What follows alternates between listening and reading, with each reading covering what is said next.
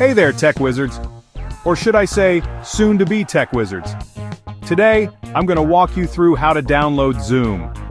But here's the twist. This is going to be the worst tutorial ever. So, buckle up and let's get started. First things first. Open your ancient dust-covered web browser. I'm talking Internet Explorer, folks. Just kidding, but seriously, any browser will do. Now, in the search bar, type Zoom download. Yes, you can use Google. Or Bing, if you're feeling nostalgic. Alright, now you've got 100 links staring back at you. Click on the very first link you see. If it's an ad, even better. Just kidding, don't do that. Make sure it says Zoom's official website.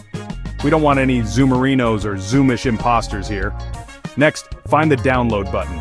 It's that big blue rectangle that's practically screaming, "Click me." Go ahead and click it. Now wait for it to download. This could take anywhere from a few seconds to the rest of your natural life depending on your internet speed. Once it's downloaded, open that file. Your computer may ask, "Are you sure you want to open this?" Well, are you? Click yes. Allow. Or open, whatever gets you to the next step. Now here comes the fun part. The installation wizard will pop up. No, not an actual wizard. Although that would be cool. Just follow the prompts. Click next. Next.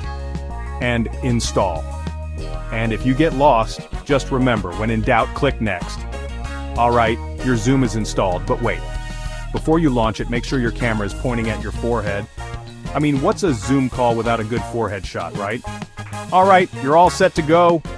But before you start zooming away, don't forget to like and subscribe for more painfully bad tech tutorials. Trust me, you don't want to miss out on the next one.